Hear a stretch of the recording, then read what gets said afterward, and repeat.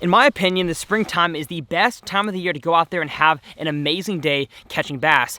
But of course, there's so many places to go and so many lures to throw. How do you know what's right to catch the most bass possible? In today's video, y'all are gonna fish along with me as I go through an entire spring fishing day, from launching the boat in the lake, all the fishing in between, and putting the boat on the trailer at the end of a fantastic fishing day. So grab a pen and paper to take some notes. We have a ton of valuable fishing information to cover in today's video. My name's Tyler Anderson, and let's talk about it.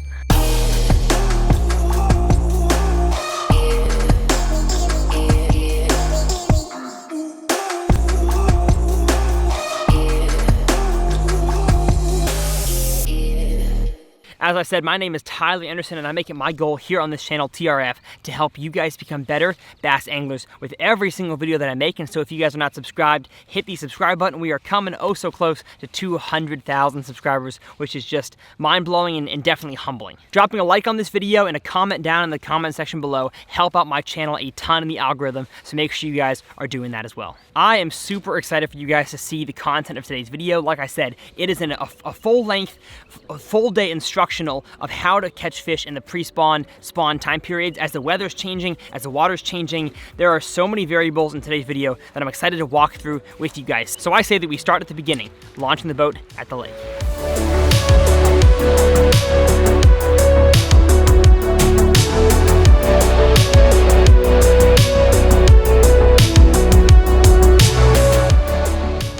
So starting off this spring day, I wanted to talk very quickly about the conditions that we are faced in today's episode, which y'all are gonna see on the screen. My face will be down in the corner for a certain portion of the video here. I roll up to this lake in Oklahoma. The water temp is, I believe it was 59 degrees, so just at the very end of the pre-spawn.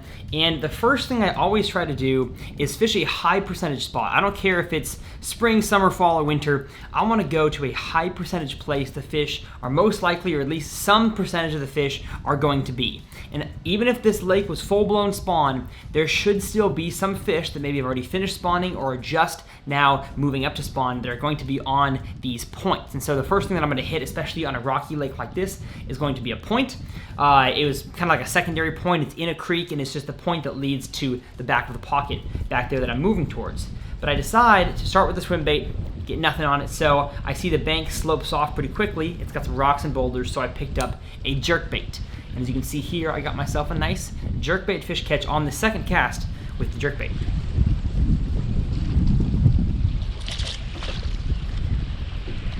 That was quick.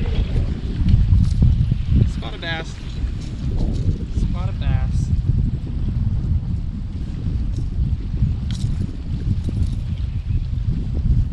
Little chunky chunk. As you can see, I clicked the button on my hat right there. I'm running an angler trip on today's episode. And so I actually have data that corresponds with this fishing day right here, but I'm not gonna share that because that's got some secret information on it. But I was running an angler trip. You'll see me click that button on my hat. And if you're curious what that is, I'll have it linked in the video description. But as you can see, I went to the back of the pocket to try the jerkbait. Nothing was there. Stay tuned for the end of the video. There's going to be things at the back of the pockets as that water starts to warm up. But I move up to the identical point on the other side of that pocket, start throwing the jerkbait, and boom, catch a fish. Yes, sir. Yes, sir. Nice one. Yes, sir. Chunky spots. Literally all I had to do was get casting downwind, and I got myself another chunky spotted bass. Dang. So I continue to stay and fish that point, and I'm working back downwind, and as you can see, I've hooked another one right there. Something that I often find to be true in the springtime is that these fish will school up in certain areas before they all move back to spawn together. And so obviously all these spotted bass had moved up to this point here before they go back to spawn. And honestly, a lot of these fish might be spawning on those points themselves, especially these spotted bass. They tend to spawn in a little bit colder water than largemouth do. And so I went back and tried the point that I started on that I didn't catch any on the swim bait, and I fished the jerkbait there. As you can see by this time lapse, I fired quite a few casts on the jerkbait there with not a single bite. And I can't really explain why, besides my theory that I just talked to you guys about, that the fish were just grouped up on that point. maybe tomorrow the fish will be grouped up on the one that I fished. But you gotta cover water, especially if, in my mind, early in the morning when you have that cloud cover and that wind, of course, before the sun gets up and in the springtime starts to warm up the water. Now, you'll see here on the screen, I have started to fish a dock line. And the reasoning for that is because I know it's just about to be spawn time, if not by the afternoon, it will be spawn time. I thought that I would try a few main river docks. Of course, they're on the main river channel, basically a perfect winter spot for those bass to be sitting on, and they can, if they decide to, move up and spawn in that area, but of course didn't get any bites, so I skedaddled out of there pretty quick. Now at this point in the day, I think it's about 9:30 in the morning, I have moved over to a kind of, I wouldn't call it main river because it wasn't quite on the main river channel, but it was a pretty large sized creek, and it's just a pretty standard rocky, bluffy type bank. And I happened to see some fish on my graph, as you saw me look at my graph right there, on some brush piles on these poles. I had no clue there were brush piles there, but I saw them on live scope, and so I decided to pick up the jerkbait, which I was just catching them on a point, and throw it over these brush piles. And as you'll see here, I hook a big fish.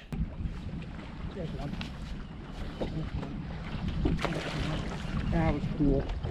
I saw those fish on live scope. That was cool. And I lost it. But I take one more cast back in there, or two more casts. Yeah, two more casts, and on the same exact brush pile, and I see one more fish in there.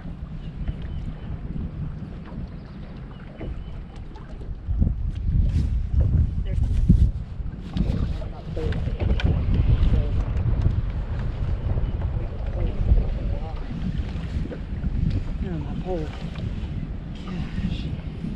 Strong as heck. Holy smokes. Wow.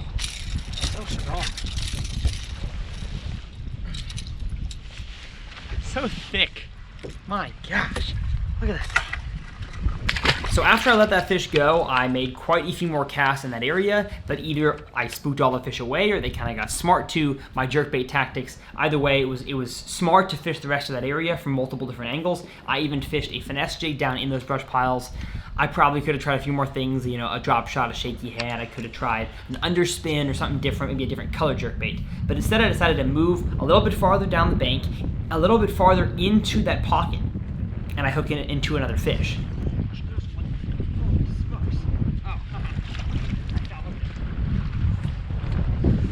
Hooked the little boy.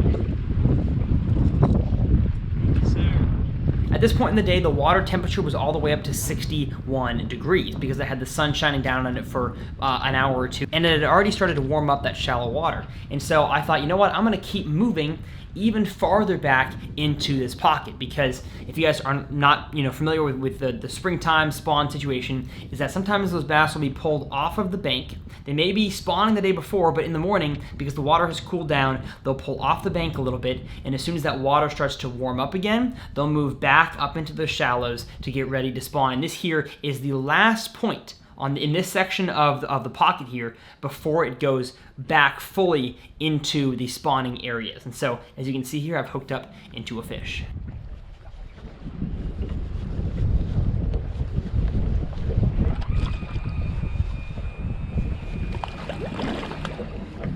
Oh, wow. Nice one. That's a nice one. That's a nice one. That's a nice one.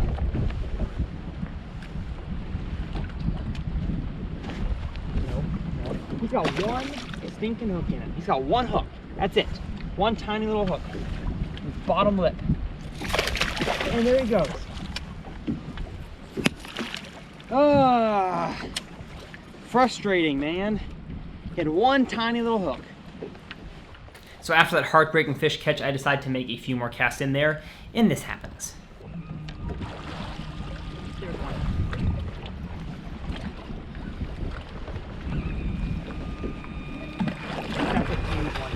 That's a big one.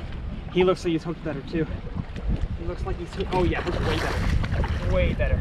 It's a big fish. Sorry folks, I gotta go land him back in the seat. I apologize.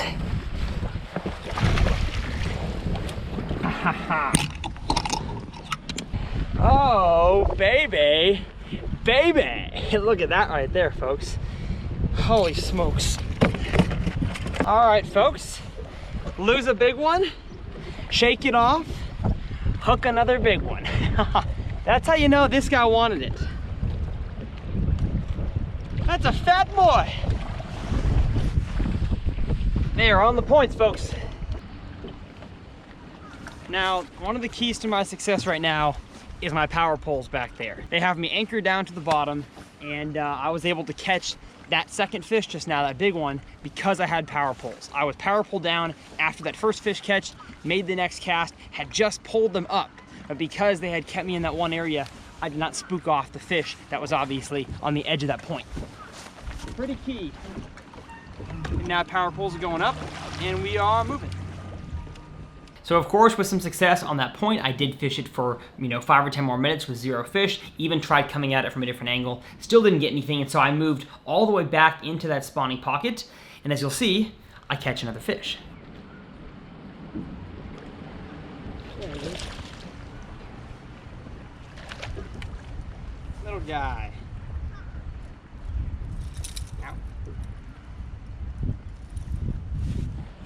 Now this was a small fish, which actually makes a lot of sense because those male bass will move up into the shallows before the females do to get ready to spawn. So it makes sense why those 2 bigger fish were sitting on the point immediately outside of that spawning area, and that male was already up in there. And so I say give it a few hours, as you'll see here in this video, and you'll find that some of those big bass have moved up shallow. Now, I kind of skipped over some footage there. I tried another main lake stretch of rocks, or not main lake, secondary point type thing, like I tried in the morning, and didn't have any success. So because I tried out a jerkbait on a very similar bank to how I caught him in the morning, and didn't have any success along an entire bank in 2 points, as you're gonna see here in this next bit of footage, I decided, you know what, the water temp's already up, 61, 62 degrees, maybe there's some big ones starting to move shallow and spawn. And so, as you'll see by this footage here, I've moved to the back third, back quarter, and as you'll see at the end here, all the way in the back of a pocket to try to see if some of these fish have moved up into shallow water. And one thing you may notice is that I'm looking down at the water, and what I had seen because of my polarized sunglasses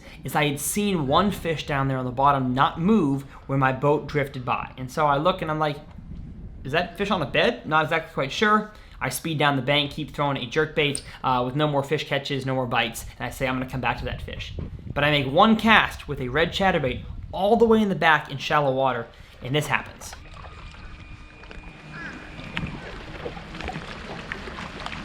You are coming in the boat. You are coming in, let's go. Let's go. Worked my way all the way to the back to like some dirty water. Got one on the red chatterbait. Heck yeah, that's a chunk. It's also a ding. So they're all over the place right now. So because of that chatterbait catch, I thought, man, this might be a patternable thing. Now that I've had a few bites in the back of a pocket, again in the morning, when the water was warmer and colder and the weather was a little bit different, the fish were not back there. But now that the weather's completely done a 180, now you have classic springtime conditions, high sun, a little bit of wind, of course warming up that water, those fish are going to start moving into the backs of the creeks. And so I go back to this bedfish right here, and of course I catch it.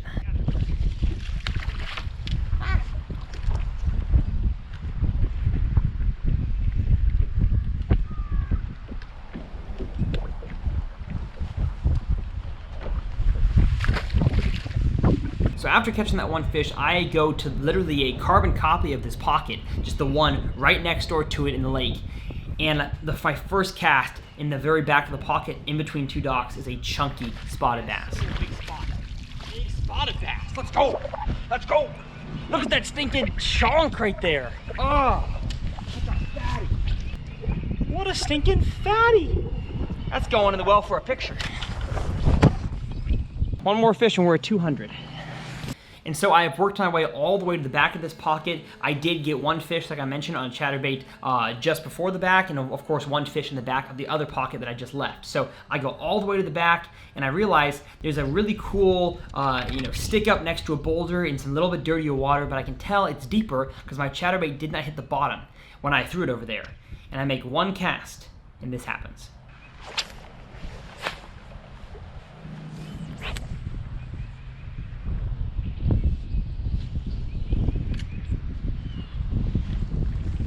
So So after regrouping myself and my mental composure for a few minutes, I re-rigged the exact same thing, thinking that bass may be on a bed.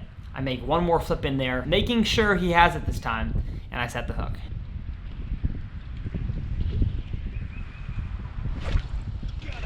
Yes, yes.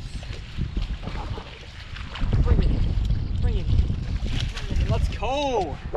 Let's go. What a fatty. Most likely on a bed. And this right here is fish 200. Now I did continue to fish that area for a few minutes to no avail, had no bites back there. Again, I don't think the fish were quite ready to move back up, but as that water did start to warm up, a few of those fish did move back into the back of the pockets. And I just wish I had more time in today's fishing adventure to really pattern the rest of this area of the lake out. But due to timing and of course this incredible wind that you guys probably were able to hear in most of these clips, just didn't have a whole lot of opportunity to do that. Now to end out this fishing day and in the last 20 minutes that I had to fish, I went back to the exact same spot that I started, but just the back of a pocket. So I kind of picked a little bitty point, secondary point, just like I caught him on with a jerkbait. And just like I was doing in the last two pockets that I fished, I decided to use a reaction bait up shallow and be scanning around looking for fish that are on beds. And so I'm using a vibrating jig, like I mentioned, and of course if I see a fish on a bed, I'll be flipping a creature bait to it. I troll all the way to the back, do not see any fish, and so I thought maybe there's one back there, and this happens. There's one. What the heck? Dang it.